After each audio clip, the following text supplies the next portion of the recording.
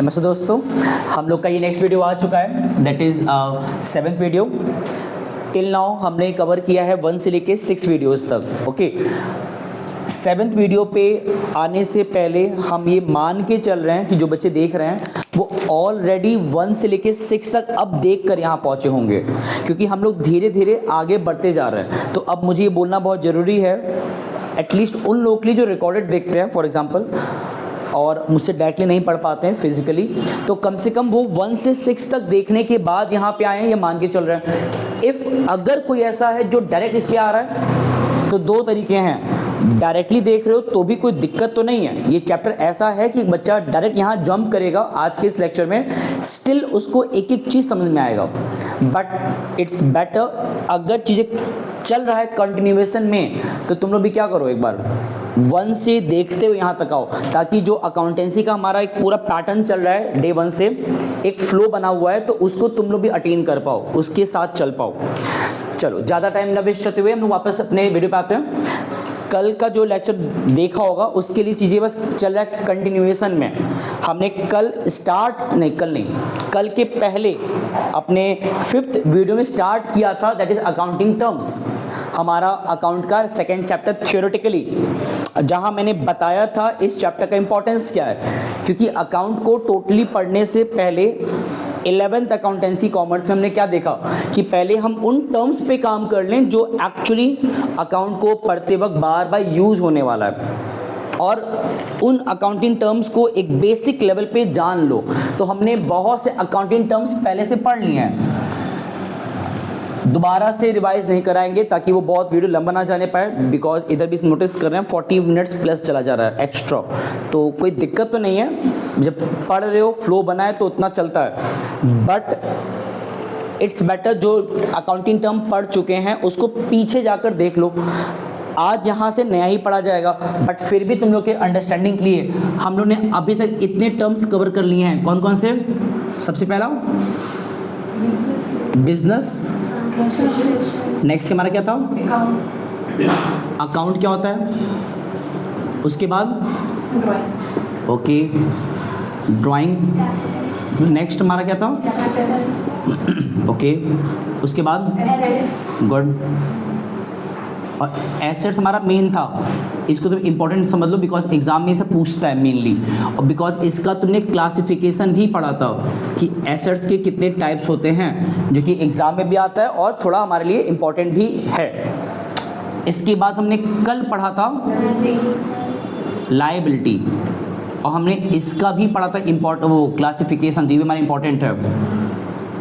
हालांकि देखो ये जो इंपॉर्टेंट लिख रहे हैं हम, इम्पॉर्टेंट तो सब है, लेकिन कुछ चीज़ें एग्ज़ाम के पॉइंट ऑफ व्यू से भी इम्पॉर्टेंट होता है, जो आमतौर पे टीचर्स प्रेफर करते हैं एग्ज़ाम में देने के लिए, तुम्हारे एनुअल में, यूटीज़ में, कहीं पे भी, हाफ ईयरली में भी। तो ये दोनों हमारे ज़्यादा इंपॉर्टेंट थे, उसके टाइप्स इंपॉर्टेंट थे, जिसको मैंने डिटेल में बोर्ड पे लिख कर बताया था। अब यहाँ पे दोबारा उसको डिस्कस करेंगे तो ये वीडियो लंबा हो जाएगा, कोई मतलब नहीं है।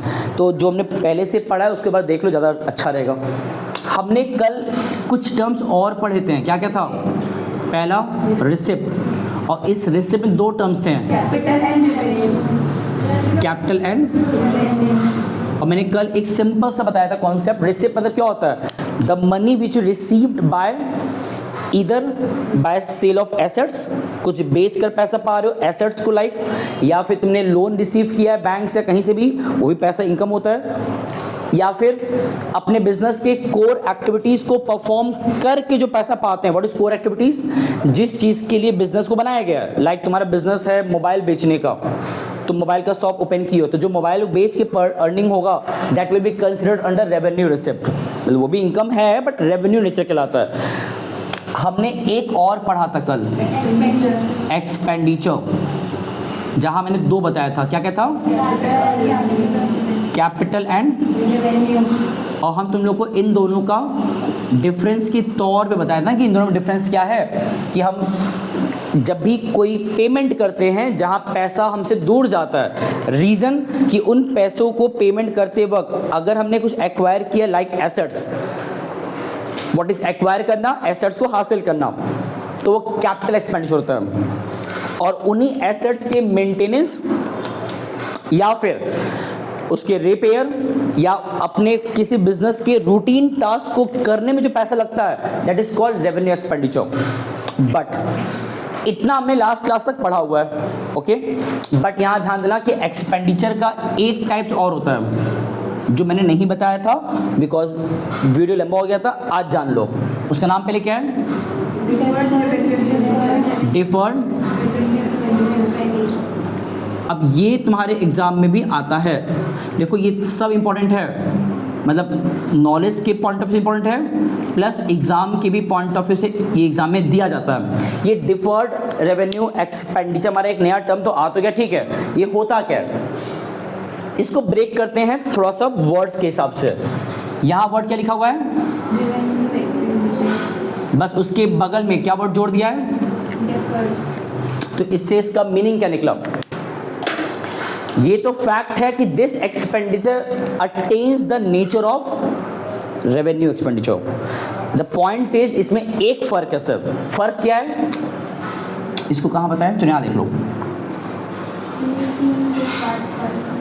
डिफर्ड रेवेन्यू एक्सपेंडिचर को अगर तुम्हें डिफाइन करना है तो इसमें होता क्या है ना, you can say it attain the quality of it attain the quality of revenue expenditure also capital expenditure. मतलब इस वाले टाइप ऑफ एक्सपेंडिचर में दोनों कैपिटल एंड रेवेन्यू एक्सपेंडिचर का कॉम्बिनेशन देखने को मिलता है। किस तरीके से समझो, इसमें ये होता है ना कि एक ऐसा एक्सपेंडिचर, एक ऐसा खर्च जो हम कर तो रहे हैं बट या यूँ समझ लो कि एक ऐसा रेवेन्यू एक्सपेंडिचर जो हमें मोर देन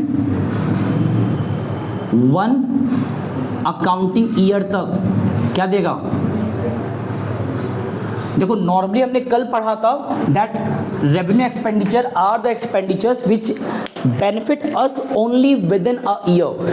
एक साल के अंदर जिन खर्चों का बेनिफिट हम पा लेते हैं, तुमने वेजेस पे किया तो तुम उनसे उस वेजेस के बदले लेबर से काम उसी साल कराते हो, उसी दिन कराते हो, ना कि 2 साल बाद कराओगे।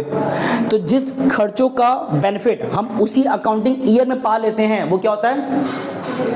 बट बहुत बार कुछ ऐसे भी एक्सेप्शनल रेवेन्यू एक्सपेंडिचर होते हैं, दोबारा कह रहे हैं, बहुत बार कुछ ऐसे भी एक्सेप्शनल मतलब रेयरली रेवेन्यू एक्सपेंडिचर होते हैं जो होते रेवेन्यू एक्सपेंडिचर है, जिसको हमने पढ़ा क्या था कि whose benefit we receive within a year.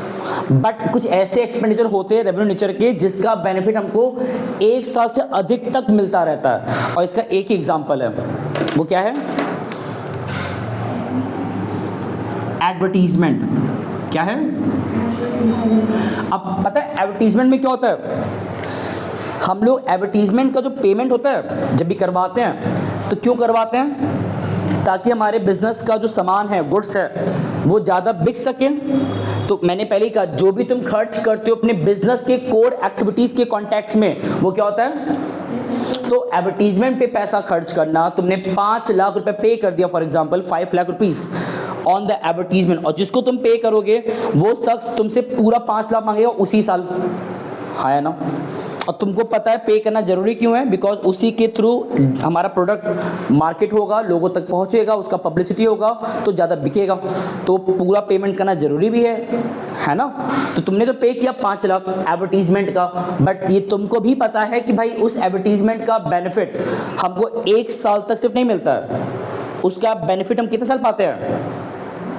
1 साल से अधिक तक। तुम जितने साल तक एडवर्टाइजमेंट करते रहोगे, सेम एडवर्टाइजमेंट को जितनी बार रिलीज करते रहोगे हर साल, तो एक सर्टेन अमाउंट ऑफ बेनिफिट मिलता रहता है।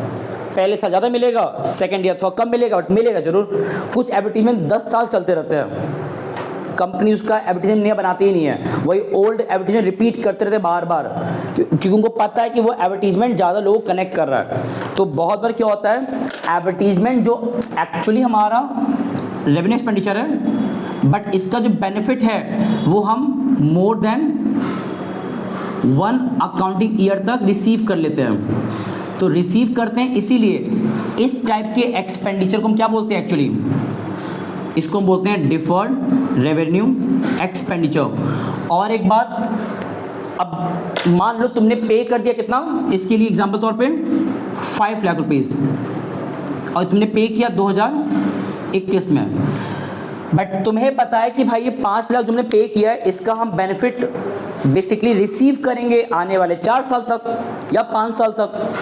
भाई तुमने जो पेमेंट किया है, तुम्हें लगता है कि एडवर्टीजमेंट को 5 साल तक बेनिफिट देता रहेगा, तुम भले पेमेंट पूरा 1 साल में कर दे रहे हो, बट इसका बेनिफिट हम कब तक पाएंगे?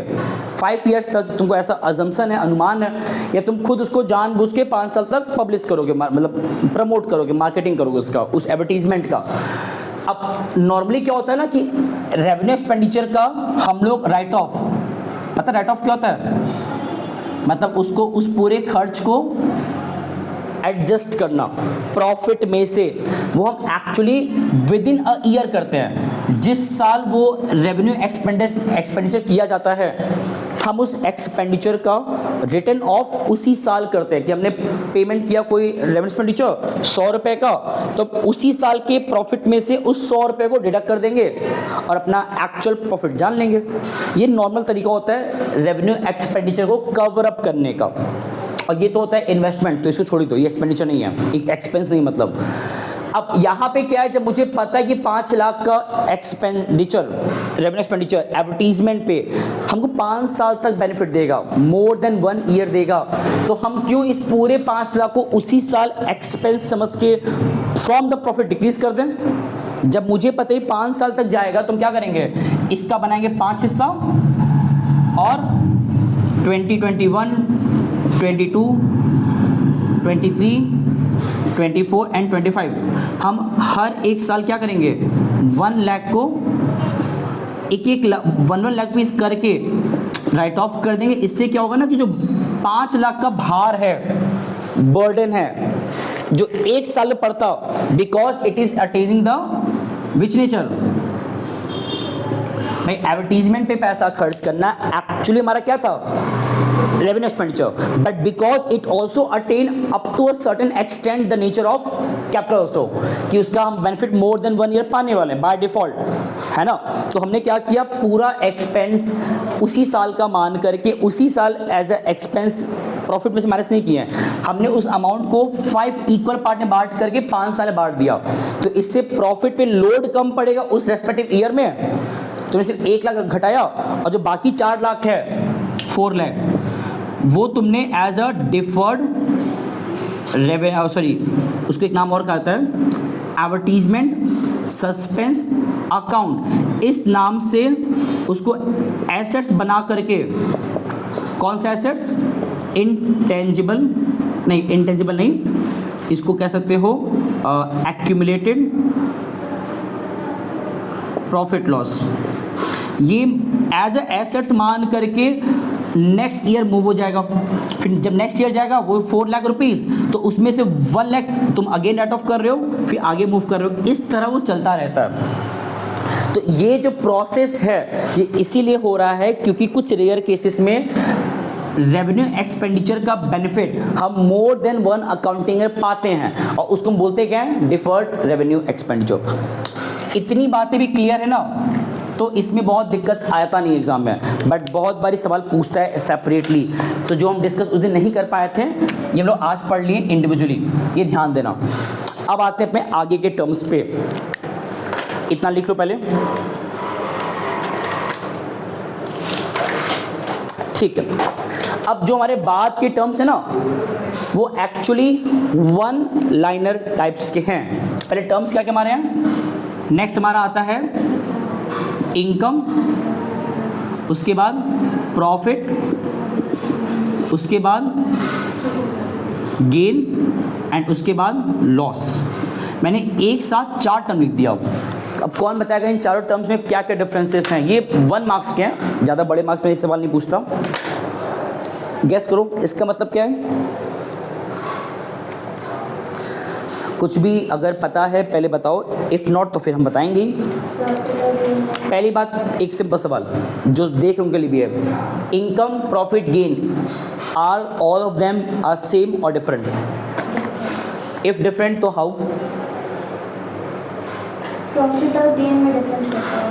इनकम कैसे? प्रॉफिट मतलब जो हम लोग गुड्स और सर्विसेज सेल करते हैं, तो जो हमारे पास पैसा आता आता है, अगर वो हमारे एक्सपेंस से रेवेन्यू ज़्यादा होता है तो हमारा प्रॉफिट होता है, ओके जितना ज़्यादा होता है वो प्रॉफिट होता है। ठीक है। और गेन जो होता है मतलब तो profit, what is income first? Income मतलब जो तुमने बताया वो एक्चुअली हमारा इनकम होता है। हाँ समझो, आ जाओ देखो समझा रहे हैं, ये देखो। फॉर्मूले से बताएं, हाँ फॉर्मूले से बताएं। हाँ बताओ, बिल्कुल बताओ। प्रॉफिट का मतलब होता है रेवेन्यू और एक्सपेंस का डिफरेंस जो आता है उसे प्रॉफिट कहते हैं। Okay and what is profit? अभी तो बताएं, अच्छा सॉरी। उसको प्रॉफिट कहते हैं। गेन जो होता है वो अनसर्टेन होता है, उसका हम लोग अंदाज़ा नहीं लगा सकते। जैसे कि अचानक से हम लोग की कोई लॉटरी लग गई तो हम लोग के पास जो अनसर्टेनली जो अमाउंट आ जाए जिसका अंदाज़ा नहीं रहता हम लोग को, उसे गेन कहते हैं। ओके जरा पढ़ो मैंने क्या क्या लिखा है। इनकम क्या होता है? Revenue minus expense, simple. जैसे इनकम हम तब वर्ड यूज़ करते हैं ना जब हम कोई एक सिंगल प्रोडक्ट मान लो बेच रहे हैं। सिंगल प्रोडक्ट, तुम्हारे पास मान लो एक ही बेंचेस था, बेंचेस, या मान लो एक मार्कर मेरे पास है, ठीक है। मैंने इस मार्कर, सिंगल मार्कर को परचेज़ किया एज अ मान लो शॉप ओनर है मैं, तो मैंने परचेज़ किया 20 रुपीज़ में। तो जो 20 मैंने परचेज़ किया, पहले पे किया खरीदने के लिए ताकि बेच पाएँ, तो अगर मैंने 20 परचेज़ किया दैट इज़ एक्सपेंस, या उसको तुम एक तरीके से कह सकते हो कॉस्ट ऑल्सो, कि कोई चीज़ को हासिल करने में मेरा कितना पैसा लग गया। बट अब उसको क्या हम 20 के बेचेंगे? नहीं, थोड़ा बढ़ा कर बेचेंगे। तो जितने का भी सेल होगा that particular marker, that is your revenue. अगर मैंने 20 का परचेज किया इट इज एक्सपेंस, बट मैंने इस 20 के मार्कर को किसी दुकान, किसी कस्टमर को सेल आउट किया 22 रुपीज़ में, या चलो 25 मान लो, तो जितने का हमने उसको बेचा दैट इज रेवेन्यू। तो हमने इनकम पढ़ने के दौरान दो टर्म और जान लिया। कौन कौन से टर्म्स? एक्सपेंस हम पहले जानते थे कि द अमाउंट विच वी पे on acquiring something, it can be capital, it can be revenue, जो ऊपर पढ़े थे लोग एक्सपेंडिचर वाला। बट यहाँ पे सिंपल समझो इतना कि जो हमारा खर्च होता है किसी भी चीज़ को पाने में दैट इज एक्सपेंस। तुमने मार्कर परचेज किया 20 रुपीज़ में, दैट इज एक्सपेंस। फिर तुमने इस 20 के मार्कर को सेल किया किसी कस्टमर को, किसी कंज्यूमर को 25 में, वो हमारा क्या हो जाएगा? अब जो उनके बीच का गैप है दैट इज कॉल्ड, गैप कितने आप लेता हूँ? तो एक मार्कर के दौरान, एक मार्कर को सेल करने के दौरान तुमने कितने का पाया उस मार्कर को और कितने का बेचा, जो उसका गैप है दैट इज योर इनकम। अब इसको तुम कैसे डिफाइन करोगे? अगर बनाने स्टेटमेंट है बोल सकते हो excess of revenue over expense. Excess of revenue over, revenue कितने से ज्यादा है एक्सपेंस के कंपेयर में? रेवेन्यू कितने से ज्यादा है किसके कंपेयर में? देख सकते हो रेवेन्यू एक्सपेंस के कंपेयर में 5 रुपए से ज्यादा था, तुम उसी को बोलते हैं इनकम। या तो ऐसे को difference between revenue and expense is income, ये भी चलेगा। कहीं कहीं पे तुम रेवेन्यू जगह पर रिसीट भी पढ़ते होगे, रिसिप्ट, तो वो भी वर्ड गलत नहीं है कि जो हमें पैसा मिल रहा है बेचने पे दैट इज रेवेन्यू, जो हम पे कर रहे हैं खरीदने पे that is expense. The gap between both of them is our income that define for one product, कि तुमने एक बेचा। जस्ट इमेजिन मैंने यही प्रोसेस पूरे 1 ईयर तक किया और मैंने पूरे 1 ईयर में 1000 मार्कर बेच लिया। कितना? तो अब एक साल में अगर मैंने 1000 मार्कर बेचा है पूरे एक साल में, तो अब इन टोटलिटी हमने कितना अर्न किया पूरे मार्कर को बेच के पूरे साल भर में? तो वो जो पैसा निकलेगा बेचने पे दैट इज योर एक मार्कर पे 5 रुपए कमा रहे हो तो पूरे साल भर में अगर तुमने 1000 सेल किया है तो मल्टीप्लाई कर लो कितना आएगा। तो वो जो हमारा 5000 का अमाउंट आएगा, हाँ मैंने लिखा नहीं है, तुम चाहो तो अपना मल्टीप्लाई कर लेना। दैट एक मार्कर अगर हमको पड़ रहा है 20 रुपीज़ का, तो 1000 मार्कर कितने पड़ेगा? मल्टीप्लाई कर लो। वेरी गुड, फिर मैथ तुमको आता है। और कितना रेवेन्यू आएगा? अगर एक मार्कर 25 का बेच रहे हैं तो 1000 कितने बेचेंगे हम लोग? तो ये देखो इसे मैंने लिखा T, total revenue minus total expense. अब जो गैप है वो हमारा क्या है? सिंपल।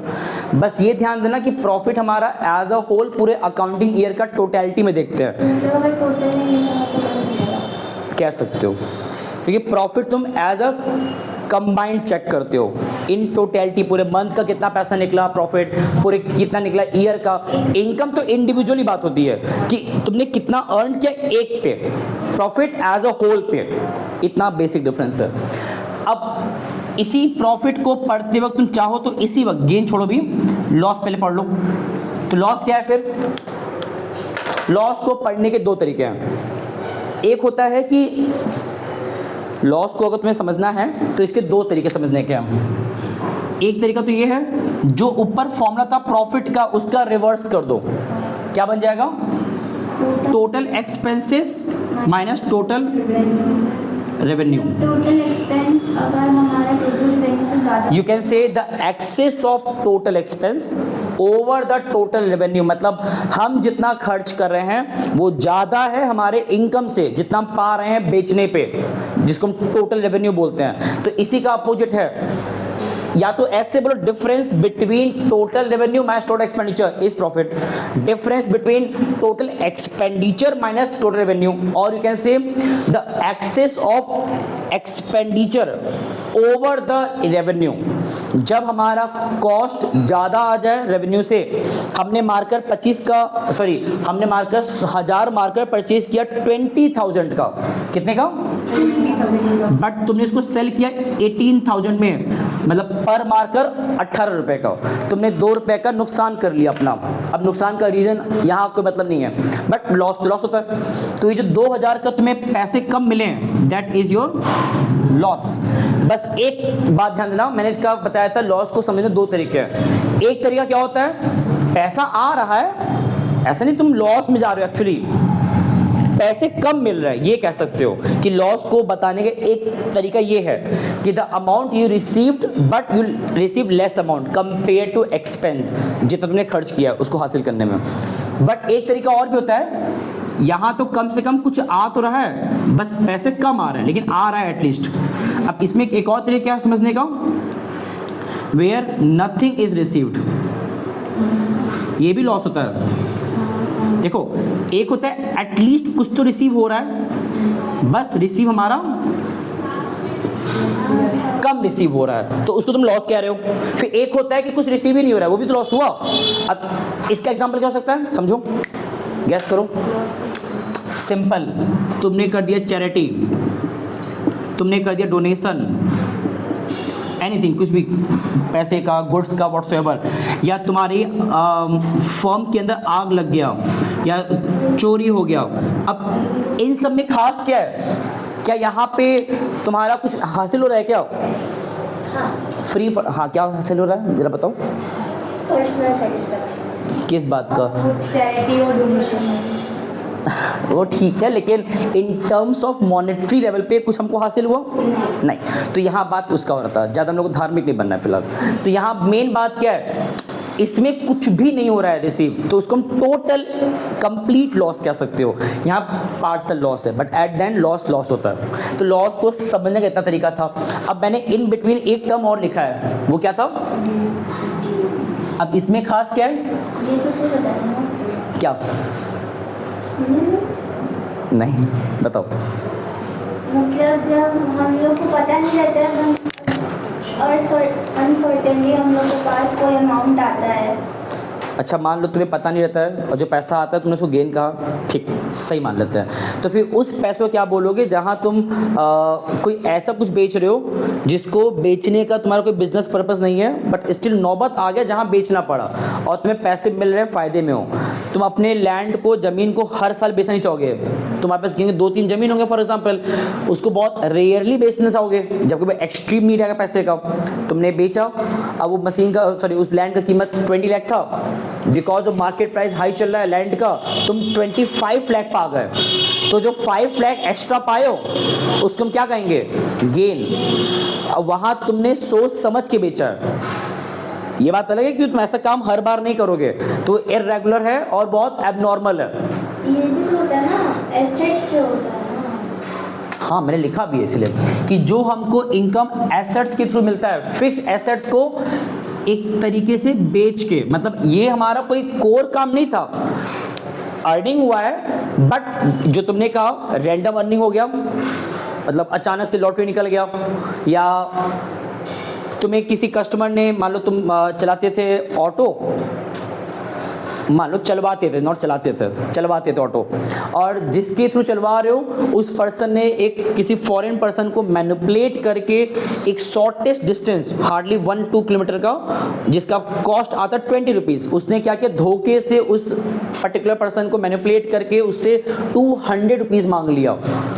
बाप रे क्या होता है भाई, कोविड टाइम पे, सॉरी नॉट कोविड टाइम पे, महाकुंभ के टाइम पे ऐसा हो रहा था, अपने बनारस में हो रहा था। ये बात नहीं बोलना चाहिए बट कोई बात नहीं, सच बात है कि अब इसमें अनफेयर कह लो या मौके का फायदा उठाने के लिए जो भी, बट वो लोग कर रहे थे। हाँ, this is business, yes it is business, but okay the point is कि वहाँ पे वो लोग एबनॉर्मल गेन अर्निंग पा रहे हैं। तो एबनॉर्मल अर्निंग जब मिलता है, जो हमारे कंट्रोल में भी नहीं था, और ऐसा इनकम होना बार बार पॉसिबल नहीं होता है। भाई तुम बार बार अपना लैंड जमीन बेचोगे, ऐसा है नहीं। तुमने कोई मशीन बेच दिया तो मशीन बेचने जो पैसा आएगा that is will be also gain, अगर प्रॉफिट बेच पाए तो। लॉस तो सिंपल है कि जितना हासिल होना चाहिए था उससे कम हासिल हो रहा है, दैट इज लॉस, या कुछ भी हासिल नहीं हो रहा है, that is also loss. Gain में क्या होता है कि एबनॉर्मल इनकम अर्न हो रहा है because of sale of assets और एनीथिंग। बट हमारे वो बिजनेस का, ये समझ लेना, ये जो गेन होता है ना, गेन, इसको कहाँ लिखे हम, समझो, जो गेन है वो हमारे बिजनेस का नॉट कनेक्टेड टू बिजनेस के मेन ऑपरेशनल एक्टिविटी। इसका मतलब क्या होता है, बिजनेस के वो मेन एक्टिविटी का पार्ट नहीं है बट स्टिल अर्निंग हो रहा है। ठीक है, चलो इतनी बातें पहले देखो फिर आगे बात कर रहे हैं। चलो इतनी बातें तो क्लियर है ना। हम लोग ने अभी कितना पढ़ लिया extra, deferred revenue expenditure, income, profit and gain and loss. अब कुछ टर्म्स और पढ़ते हैं, यहाँ ध्यान दो। अब नेक्स्ट हमारा क्या है, क्या था, ओके, एक हमारा टर्म है परचेज और एक हमारा टर्म है परचेज रिटर्न। ये सब टर्म्स बहुत बार यूज होगा क्वेश्चन लगाते वक्त, तो इन सब टर्म्स को आज ही अच्छे से जान लो कि ये क्या होता है। और इसमें टर्म क्या है हमारा, सेल, गेट बंद करो तो कल्पना। नेक्स्ट क्या हमारा है, सेल्स रिटर्न। अब पता है ये सब टर्म का मतलब पहले क्या है, नाम से भी क्लियर हो रहा है ना। व्हेन वी परचेज गुड्स,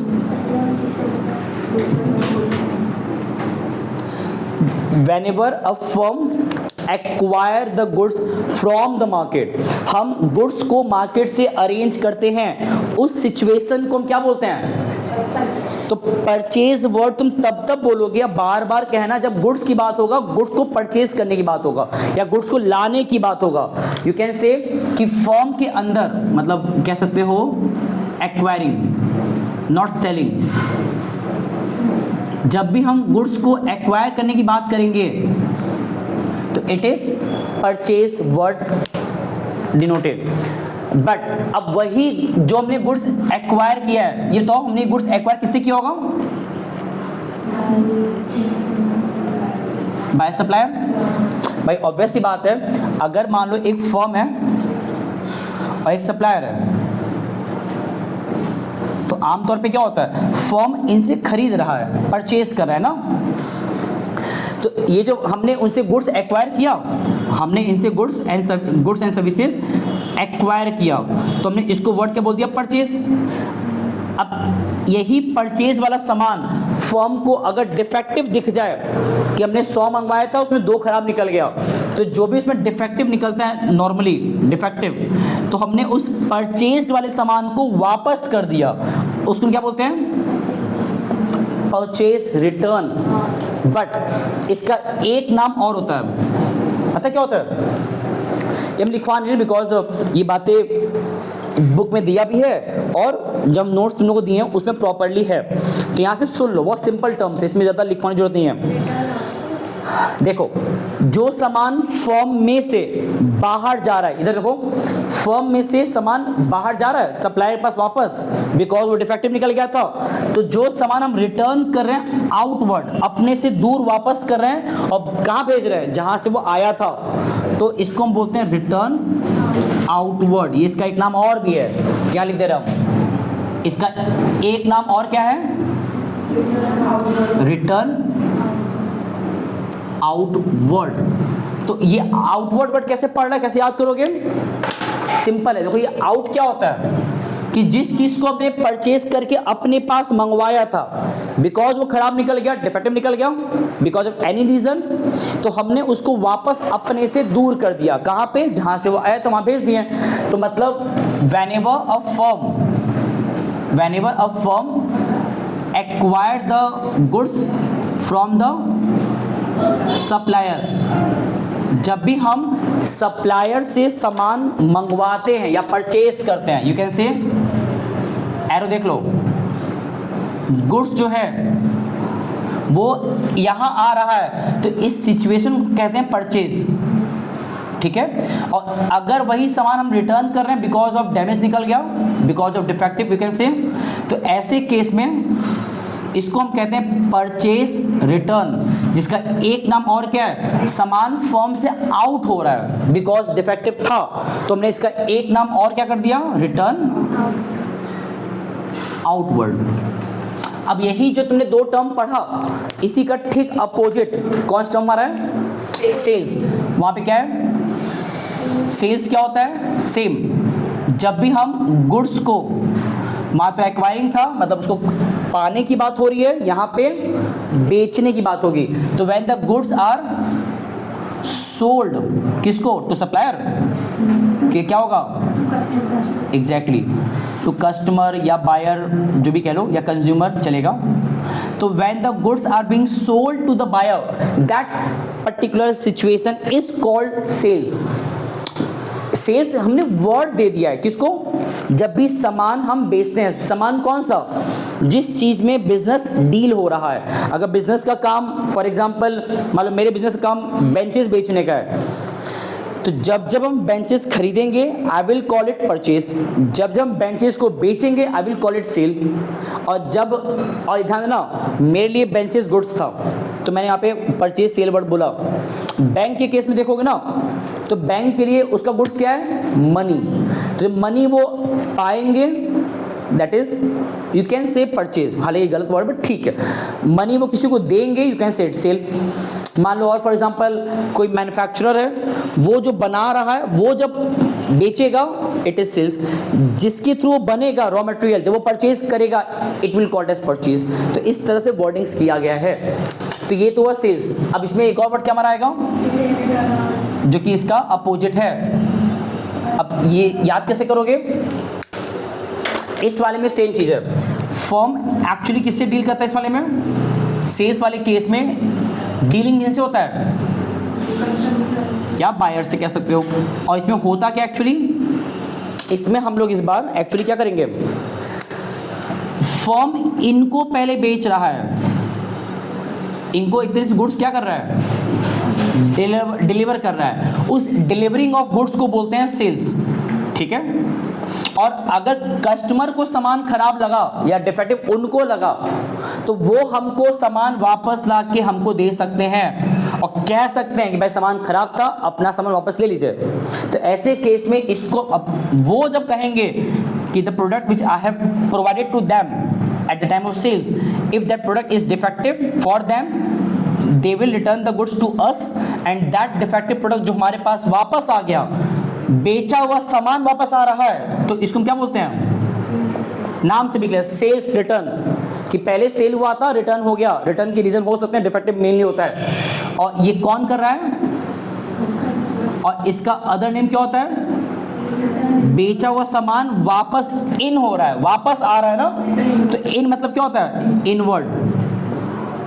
तो ये सब वर्ड्स इसलिए याद रखो ना कि तुम्हें आगे चल के जब जब ये वर्ड दिखेगा किसी क्वेश्चन में या कहीं पे वर्ड आ रहा है तो कंफ्यूज मत होना कि क्या ही वर्ड दे दिया हो, ठीक है।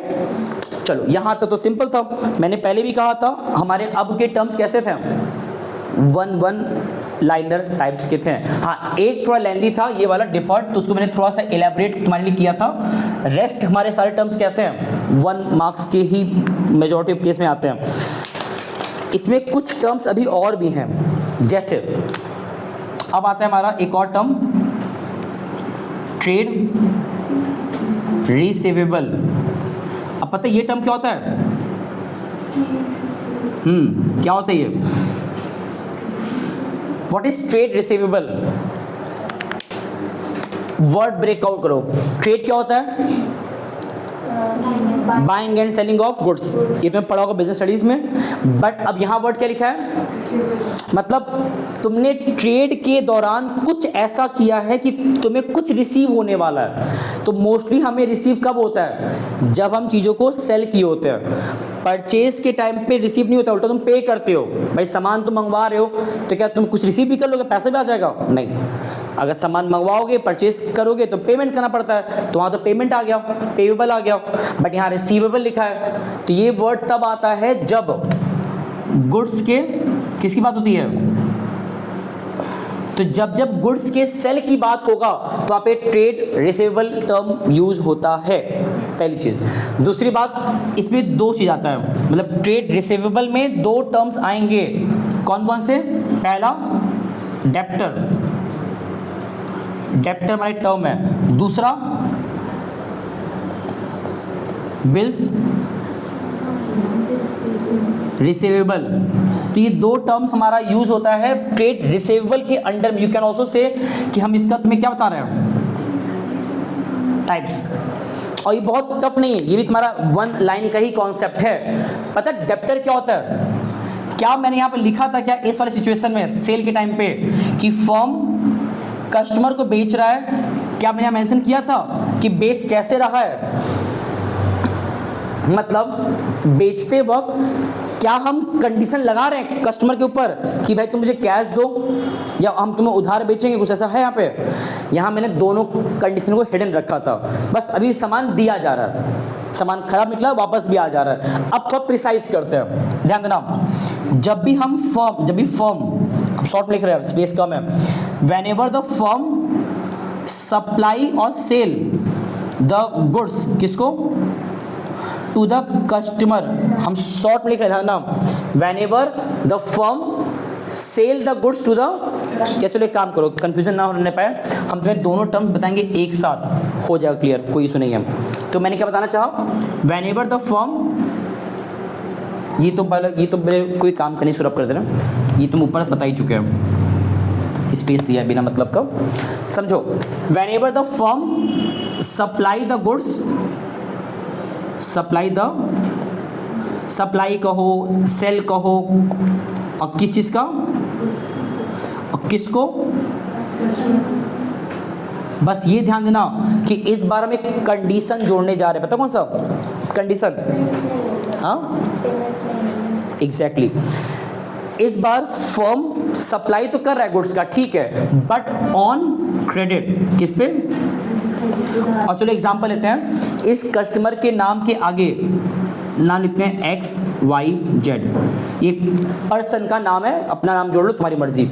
अब सवाल क्या है, ऐसा भी होता है बिजनेस के अंदर कि हम बहुत बार गुड्स को बेचते हैं उधार पे, इसमें कोई बुरी बात नहीं है, वो पेमेंट कर देगा 2 दिन बाद तो ठीक है भाई, वो हमारे घर का पर्सन था, घर के पास रहता है, हमको उस पर भरोसा है, तुमने सामान दे दिया कि भाई जाओ इस्तेमाल कर लो, पेमेंट 2 दिन बाद कर देना, और वो कह भी रहा है पेमेंट कर देंगे, इतना मतलब नेगोशिएशन हो जा रहा है, आम सहमति बन जा रहा है। तो ऐसे केस में whenever the goods are being sold to the customer by the firm on credit, at that very moment that customer will be called as या जो पर्सन का नाम था that will be called as debtor। ये जो word हमने debtor word use किया, ये किसके पॉइंट ऑफ व्यू से है, फर्म पॉइंट ऑफ व्यू से है, कि फर्म उस पर्सन को अपना क्या कहेगा, डेप्टर, और ये डेप्टर जो है ये एक तरीके से एसेट्स का काम करता है फर्म के लिए। क्यों? क्योंकि एसेट्स वो हर चीज होता है जिससे हमको पैसा मिलना होता है, इन फ्यूचर बेनिफिट मिलना होता है। तो ये डेप्टर मुझे 2 दिन बाद ही सही पैसा देगा ना, तो जब तक नहीं देगा इतना मुझे भरोसा है, पता है उसे पैसा मिल ही जाना है। तो वो डेप्टर वर्ड क्यों आया? जब हम किसी को सेल कर रहे हैं उधार पे, and the person is promising us that he will pay the amount after 2 days, at that moment he will be called as debtor for the firm के नजरिए से देखोगे तो वो जो पर्सन है XYZ जो मैंने नाम लिखा है, ये फर्म के लिए डेप्टर साबित होता है। डेप्टर मतलब ये वर्ड है, पर्सन को ना टैग दिया गया है कि भाई आप डेप्टर कहलाओगे, and debtor is treated as a assets for the firm because firm knows that he will receive the amount by him after 2 days। तो जब तक वो पे नहीं करेगा उतने समय तक लिए फर्म उसको हमेशा अपना एसेट्स मान के चलेगा कि आज नहीं तो कल उनसे पैसा मिल जाना ही है। अब लेकिन एक बात और भी है, डेप्टर तो हैं बाहर के, क्या पता वो कल को धोखा दे दें। आज कह रहे हैं, क्या पता कल को कह दे भाई हम सामान लिए नहीं थे हम, तो पैसे किस बात का दें भाई। अगर लिखा पढ़ी नहीं होगा तो वो सामान लेके गए, सामान यूज भी कर लिए, सामान खत्म भी कर दिए, और 2 दिन बाद कह रहे हैं कौन सा सामान किसका सामान। तो ऐसे केस में फर्म का लॉस हो जाएगा, है ना। फर्म मतलब ओनर का या मेरा जिसका भी फर्म है वो। तो इस सिचुएशन में, ऐसे केस में, ऐसे डेप्टर को डील करने के लिए हम लोग क्या करते हैं, उनसे कहते हैं कि आप हमें कुछ ऐसा प्रूफ दीजिए उन 2 दिनों तक के लिए कि मेरे पास रहे और मुझे ये एक्नॉलेज रहे कि मेरा पैसा आपके पास है और आप मुझे वो पैसा 2 दिन बाद ही से दे दोगे, मना नहीं कर पाओगे। इफ मना किए तो मेरे पास वो जो आप प्रोवाइड करोगे वो एज ए लीगल बैकअप की तरह काम करेगा आप पे केस करने के लिए। तो वो डेप्टर क्यों मान जाएगा? बिकॉज उसको पता है अगर मना कर दिए तो फर्म मुझे उधार पे सामान देगा ही नहीं। तो मतलब उसको ये मानना जरूरी है। क्या मानना जरूरी है? कि कुछ ऐसा प्रोवाइड करे, डॉक्यूमेंट टाइप का कोई सर्टिफिकेट जो ये इनको देंगे फर्म को, so that he can acknowledge that his goods is being sell to the customer on credit and he will pay the amount after 2 days he is promising. तो ऐसे case में डेप्टर जो document provide करते हैं किसको? To the firm for acknowledgement of the situation where goods has been sold on credit, उस चीज का payment will be done by customer after 2 days। तो इन सारे acknowledgement के लेवल पे जो प्रूविंग के तौर पे डॉक्यूमेंट बनाया जा रहा है, it is called bills receivable.